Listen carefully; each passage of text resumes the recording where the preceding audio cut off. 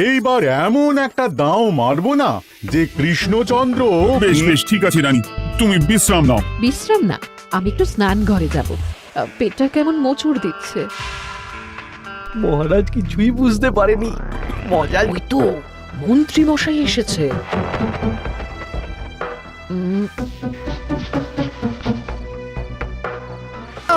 একটা নয় দুটো রানী। আমার জ্যাঠামশাই একদম সুস্থ। এই মহিলা নিশ্চয়ই ভুয়ো চিঠি দিয়ে নিজের রাজবাড়িতে ঢোকার সুযোগ খুঁজছিল। একদম বাজে কথা বলবেন না। আপনি কে সত্যি করে বলুন। সমস্যা সমস্যা ঘোর সমস্যা। এইবার এমন একটা দাও মারবো না যে কৃষ্ণচন্দ্র কেঁদে কুল পাবে না। কিন্তু সেটা একমাত্র সফল হবে যদি কৃষ্ণনগরের মন্ত্রী আমাদের পাশে থাকে। আরে ও তো মোহর ছাড়া আর কিছুই চেনে না। ওকে খবর দিয়েছি এক্ষুনি এলো বলে। রাজামশাই, কৃষ্ণনগরের মন্ত্রী এসেছেন। ওকে ভেতরে পাঠিয়ে দাও। প্রণাম খাম্বাজ রাজ। এ কি রানীমা, আপনি? আমি তোমাদের কৃষ্ণনগরের রানীমা নই, আমার নাম ললনা। আমি হরেক রকমের গলায় কথা বলতে পারি। এটা আমার আসল গলা। ওরে বাবা রে বাবা রে বাবা, আপনি তো প্রতিভার জলজ্যান্ত রূপ। একে আপনি কোথা থেকে পেলেন খাম্বাজ রাজ? বেশ কিছুদিন আগে একটা যাত্রা দেখতে গিয়ে ললনার সাথে পরিচয় হয়। ওর ব্যাপারে সবকিছু জানার পরে আমার মাথায় একটা বুদ্ধি খেলে যায়। তাই আপনি আমাকে ডেকে পাঠিয়েছেন, তাই তো? একদম তাই। আমার একটা পরিকল্পনা আছে। ছলে বলে কৌশলে ওই কৃষ্ণনগরের আসল রানীকে কিছুদিনের জন্য বাইরে পাঠাতে হবে। আর সেই সুযোগে সেসব দায়িত্ব আমার ওপরে ছেড়ে দিন। আমি নিজের দায়িত্ব নিয়ে ললনাকে কৃষ্ণনগরের রানীর সমস্ত আদব কায়দা শিখিয়ে দিয়েছি। এখন শুধু আমি বাকি ব্যাপার নিয়ন্ত্রণ করব। এখন মহারাজ বাৎসরিক হিসেব নিয়ে ব্যস্ত, তাই রানীমা চলে যাবেন আর তার বদলে ঢুকবে ললনা দেবী। তাহলে আর দেরি কেন? আজ রাতেই বেরিয়ে পড়ো।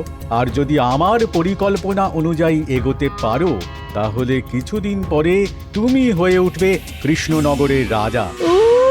আমার কত দিনের আশা। চলুন তাহলে। হ্যাঁ চলুন। রাজবাড়ির বাকি ব্যাপার যেতে যেতে বুঝিয়ে দেব। রানীমা কিভাবে কথা বলেন, কাকে কি বলে ডাকেন, রাজবাড়ির কোথায় কি আছে সব।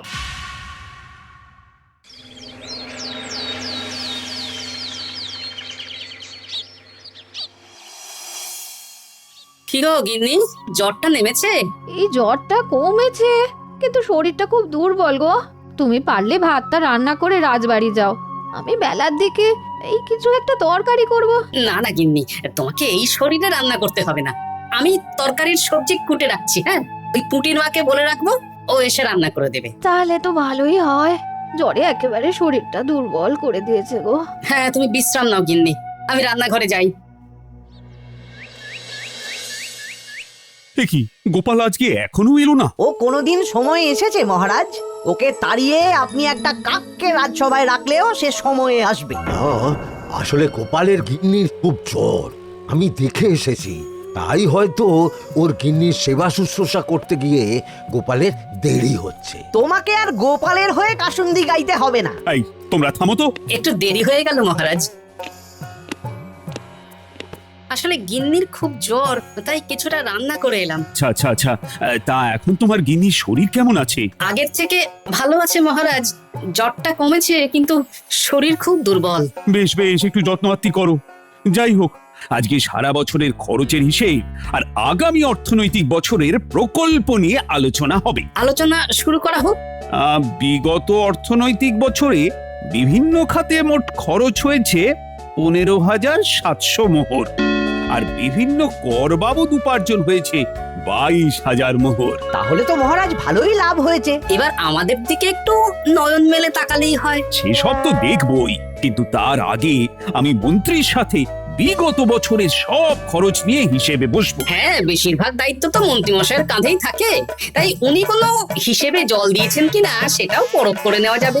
এত কাজের চাপ যাচ্ছে কদিন, শান্তিতে ঘুমোতেও পাচ্ছি না। মন্ত্রী, তুমি আজ বিকেলে রাজবাড়িতে চলে এসো। বিগত অর্থনৈতিক বছরের হিসেবগুলো একবার দুজনে বসে মিলিয়ে নেব। আচ্ছা মহারাজ, যা করার তাড়াতাড়ি করে নিতে হবে। এখন দেরি করলেই এই বছরের প্রকল্পগুলো শুরু করতে দেরি হয়ে যাবে। মহারাজের জয় হোক। বলো প্রহরী, তুমি কি কিছু বলবে? মহারাজ, একজন কালো চাদর মুড়ি দেওয়ার লোক এলেন আর আমার হাতে এই চিঠিটা ধরিয়ে দিয়ে চলে গেলেন। এই গরমে চাদর মুড়ি? অদ্ভুত লোকটা। কি রে বাবা?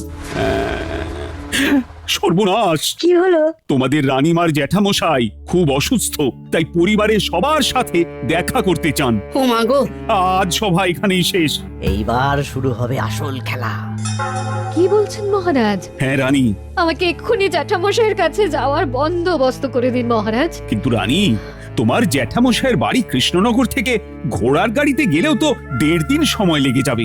এদিকে আমার এত কাজের চাপ। আপনি বরং কয়েকদিন পরে আসুন, আমাকে এক্ষুনি যেতে হবে মহারাজ। বেশ বেশ, আমি তোমার যাওয়ার ব্যবস্থা করছি।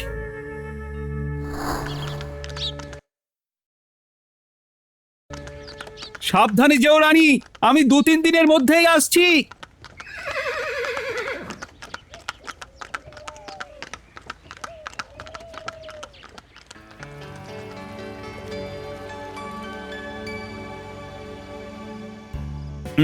মন্ত্রী, বিগত অর্থনৈতিক বছরে আমাদের পাঠশালার উন্নতির জন্য কত খরচ করা হয়েছিল একটু দেখো তো।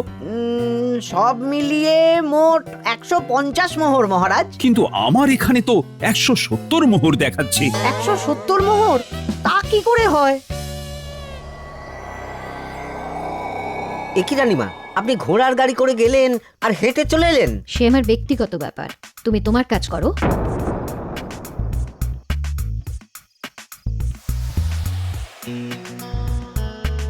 এ কি রানী, তুমি চলে এলে? আমার শরীরটা খুব একটা ভালো লাগছে না মহারাজ, পেটটা কামড়াচ্ছে, তাই সহিশকে বললাম ঘোড়ার গাড়ি নিয়ে জ্যাঠামশাইকে দেখে আসতে, আর আমি বাড়ি চলে এলাম। ও সহিশ এসে খবর দেবে, তারপর আমি আর আপনি দুজনে একসাথে যাব।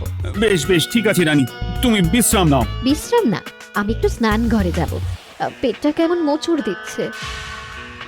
মহারাজ কিছুই বুঝতে পারেনি, মজা জমবে।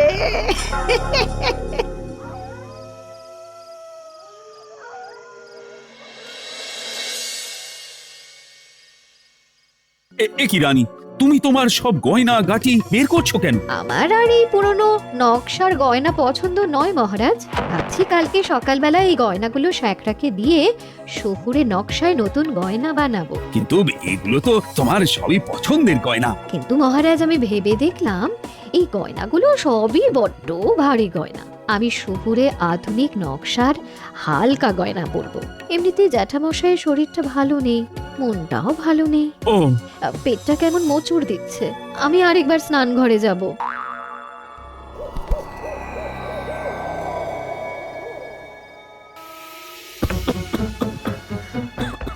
ওই তো মন্ত্রী মশাই এসেছে।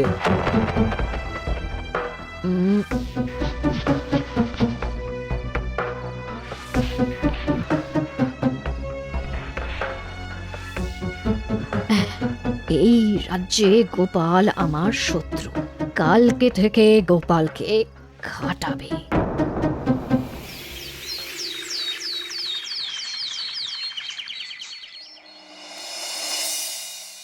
হায় হায় হায়, কি হলো রানী, কি হলো?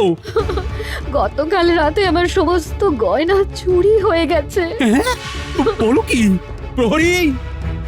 বলুন মহারাজ।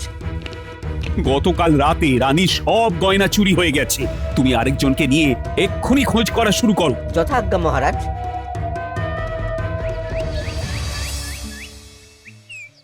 আমার সব গয়না চুরি হয়ে গেল, এবার আমি কি করব? রানী তুমি কেঁদো না, সেই সকাল থেকে কেঁদেই চলেছো। আমি তো প্রহরীকে খোঁজ করতে পাঠিয়েছি। এই সব প্রহরী কর্মচারী কাউকে বিশ্বাস হয় না আমার, আজ থেকে সবাইকে ছুটি দিয়ে দেব। কি বলছো তুমি? সবাইকে ছুটি দিয়ে দিলে রাজবাড়ির কাজ কে করবে? কেন? আমাদের সবচেয়ে বিশ্বাসযোগ্য সভাসদ গোপাল, আজ থেকে রাজবাড়ির সব কাজ গোপাল করবে। কি বলছো?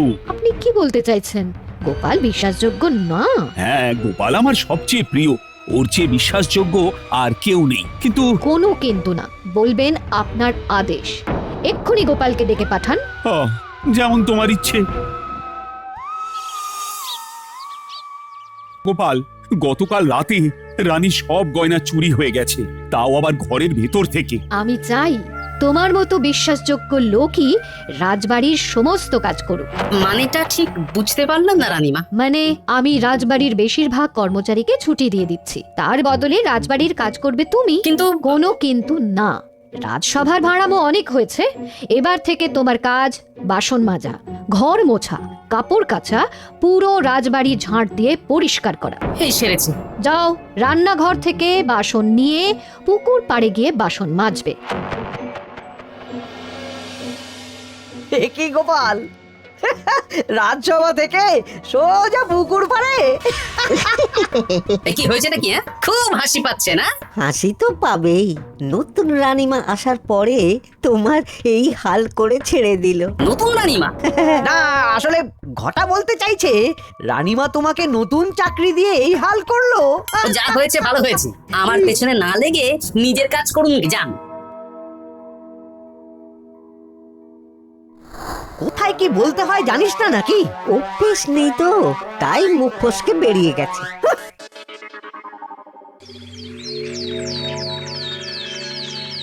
রাজ্যে চোরের উপদ্রব বেড়ে গেছে, তাই আমরা কিভাবে চোরের উপদ্রব কমানো যায় সেই নিয়ে আজকে একটা আলোচনা করব। কিন্তু মহারাজ, রাজসভায় এখনো তো সবাই আসেনি। এই তো এসে গেছি। ওই রাজবাড়ির জামা কাপড় কাচ্ছিলাম। এ কি, গোপাল এখন রাজবাড়ির জামা কাপড় কাচে? হ্যাঁ, সেসব করতে গিয়ে আমার নিজের জামা কাপড়ই ভিজে গেল, তাই বদলে এলাম। মহারাজ, রানীমা ঘোড়ার গাড়ি করে এসেছেন। মানেটা কি? রানী তো রাজবাড়িতেই আছে। হে কি মহারাজ, আমি প্রহরীদের কাছে শুনলাম আমার মতন দেখতে কেউ রাজবাড়িতে উড়ে এসে জুড়ে বসেছে। মানে তুমি তো আগেই চলে এলে। কি কাণ্ড! এই কে? শুনলাম আমার মতন দেখতে কেউ এসেছে। ও আচ্ছা, আপনি। তা কি চাই আপনার? বোঝো কাণ্ড, একরকম দেখতে একরকম গলা, এ বলে আমি আসল, ও বলে আমি। হায় হায় হায়, আসল নকল বোঝাই দায়। একটা নয়, দুটো রানী। আমার জ্যাঠামশাই একদম সুস্থ। এই মহিলা নিশ্চয়ই ভুয়ো চিঠি দিয়ে নিজের রাজবাড়িতে ঢোকার সুযোগ খুঁজছিল। একদম বাজে কথা বলবেন না। আপনি কে সত্যি করে বলুন। সমস্যা সমস্যা, ঘোর সমস্যা। আমার কোনো পাণ্ডিত্য দিয়ে বুঝতে পারছি না কে আসল আর কে নকল। আমি আসল, বিশ্বাস করুন। আমি তো এইমাত্র এলাম। না, আপনি নকল, আমি আসল। কিভাবে বুঝবো? আমি বলবো মহারাজ, এই যে এই রানী আসল। হ্যাঁ, কিন্তু মন্ত্রীমশাই, আপনি কি করে বুঝলেন? না মানে এই রানীমা তোমার উপরে এত ভরসা করে রাজবাড়ির কাজ করাচ্ছেন, কাউকে বিশ্বাস করেননি, একমাত্র তোমাকে বিশ্বাস করেছেন। এত ভালোবাসা, এত বিশ্বাস কার থাকতে পারে বলো? মানে গোপাল, তুমি রাজবাড়ির কি কাজ করছো? বাসন মাজা, ঘর মোছা, বাগান পরিষ্কার, অনেক কাজ করছি রানীমা। আপনার সব গয়না চুরি হয়ে গেল, তাই কাউকে বিশ্বাস করা যাবে না বলে ওই রানীমা আমাকে কাজে রাখলেন। এই ওই বন্ধ করে একটা উপায় বের করো। বেশ বেশ, আমি ধরে নিচ্ছি দুজনেই আসল। তাই আপনাদের দুজনকে আমি পরীক্ষা নেব, দেখবো কে উত্তীর্ণ হন। তাই নাও। আপনারা দুজনেই তো সেনাপতিকে চেনেন, বলুন তো সেনাপতির আসল নাম কি? সনাতন সেন। আচ্ছা, আপনাদের বাপের বাড়ি কোথায়? বিজয়গড়। দূর দূর, গড়গড় করে সবই বলে দিচ্ছে। এভাবে হবে না, অন্য কোনো উপায় ভাবো। বেশ, সেনাপতি তলোয়ার দাও তো। দিচ্ছি। এই নিন, এই তলোয়ার দিয়ে মহারাজকে মেরে ফেলুন। আপনাদের মধ্যে কে মারতে চান বলুন। এসব তুমি কি বলছো গোপাল? মহারাজ আমার পতি পরমেশ্বর, ওনাকে আমি মারতে পারি? আমি স্বপ্নেও ভাবতে পারিনি গোপাল তুমি এই জঘন্য কাজ আমাকে করতে বলবে। আমি নিজের প্রাণের আহুতি দিতে পারি, কিন্তু মহারাজের গায়ে একটা আঁচড়ও দিতে পারবো না। উফ, খাম্বাজরাজ বেছে বেছে এক ধুরন্ধর নারীকে পাঠিয়েছেন, কোনো জবাব নেই। আমি বুঝতে পারছি না মহারাজ, এনাদের হাবভাব, কথাবার্তা, রূপ সবই একরকম। তবে যিনি ঘোড়ার গাড়ি চেপে এখন ফিরলেন, তিনি আসল হলেও হতে পারেন। আমি আসল, বিশ্বাস করুন। বললেই হলো? আসল হলে প্রমাণ করুন। বেশ, আজকে আর মাথায় কিছু আসছে না, আমি কাল আসবো। ততক্ষণ আপনারা দুজনে রাজবাড়ির দুটো ঘরে থাকুন। কি ছক মারিতে পড়লাম রে বাবা।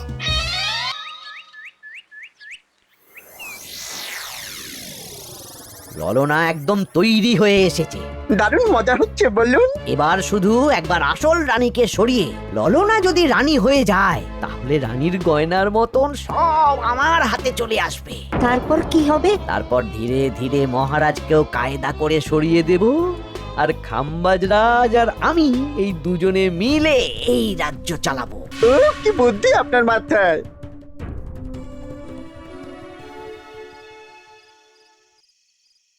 বলছি শোনো না, আমার শাড়িটা একটু ছিঁড়ে গেছে গো। তুমি বাজার থেকে কালকে আমার জন্য একটা শাড়ি নিয়ে আসতে পারবে? হ্যাঁ? আচ্ছা বেশ, নিয়ে আসবো শাড়ি। শাড়ি শাড়ি শাড়ি, এই তো মাথায় বুদ্ধি এসেছে। কাল নয়, আজকেই। গোপাল, তুমি কিছু ভাবতে পারলে? মহারাজ, আপনার দুই রানীকে ডাকুন। আমার তো একটাই রানী। ওই হলো মহারাজ, আসল নকল দুজনকেই ডাকুন। কই গো, একটু বাইরে এসো। বলুন মহারাজ, আপনি ডাকছেন? আচ্ছা, আমি দুটো শাড়ি নিয়ে এসেছি, লাল শাড়ি আর নীল শাড়ি। এই দুটোই মন্ত্রপুত শাড়ি, এক সিদ্ধ পুরুষ দিয়েছেন। কে তিনি? না, সেসব এখন বলা যাবে না, তবে এই শাড়ি দুটো একটা একটা করে ওনাদের দিয়ে দিন। এবার আমি এই শাড়ির বিশেষত্ব বলি। হ্যাঁ বলো গোপাল, বলো। আপনারা দুজনেই আজ রাতে এই শাড়িটা পরবেন, সারা রাত পরে থাকবেন। এই শাড়িগুলো 12 হাত মাপের শাড়ি। আগামীকাল সূর্যোদয় হওয়ার পরে যার শাড়ি 4 হাত কমবে সেই হবে আসল রানী।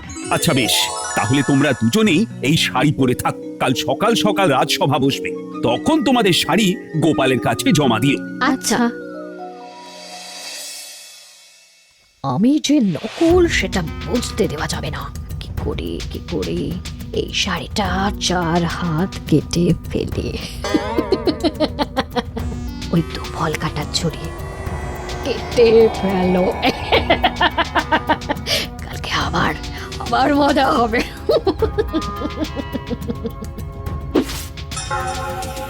হে ঠাকুর, রক্ষা করো ঠাকুর, আমার শাড়িটা যেন 4 হাত কমে যায়।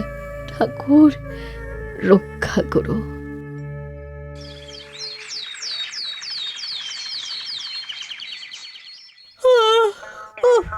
এত সকাল সকাল রাজসভা, দূর, ভালো করে ঘুমটাও হলো না। আমি তো ঘুমোইনি, চিন্তায় ঘুমই আসেনি। কই গো, তোমরা এসো।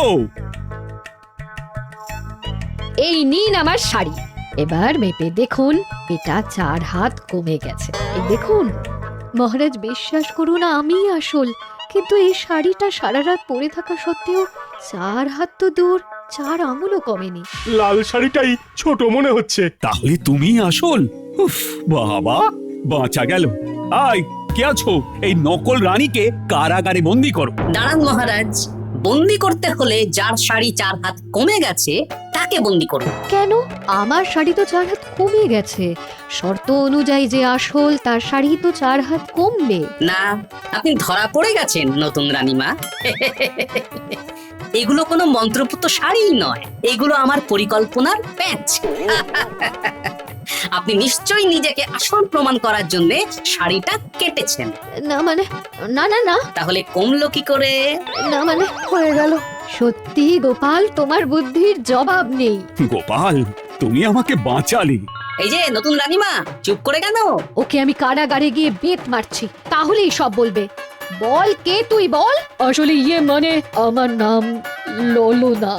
আমি যাত্রাপালা করি, অনেক রকম গলায় কথা বলতে পারি।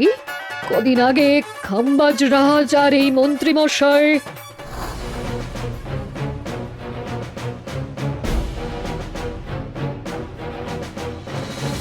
বাবা বাবা, এ তো দেখছি ললনা ছলনা। তার মানে রানীমার গয়না? ওগুলো তো সব মন্ত্রীকে দিয়েছে, জানলা দিয়ে কাপড়ে পেঁচিয়ে নামিয়ে দিয়েছি। মন্ত্রী, তোমাকে আমি শুলে চড়াবো। ভুল হয়ে গেছে মহারাজ, আমাকে ক্ষমা করুন। প্রাণে মারবেন না, সব গয়না ফেরত দিয়ে দেবো মহারাজ। তুমি শত্রু রাজ্যের প্ররোচনায় এত বড় ক্ষতি করতে চেয়েছিলে? ক্ষমা করুন মহারাজ, ক্ষমা করুন। সেনাপতি, মন্ত্রীকে 1000 বার বেত্রাঘাত করো। আর এই ললনার কি হবে? আমি অনেক দিন ধরে বাড়িতে একটা কাজ করার লোক খুঁজছি, ওনাকে পাঠিয়ে দিন। আমার গিন্নি শুয়ে বসে থাকবে আর উনি খাটবেন। নয়, হ্যাঁ, ললনার ছলনা ফেস্তে গেল। হাসির রাজা, জ্ঞানের রাজা, রসিক রাজা।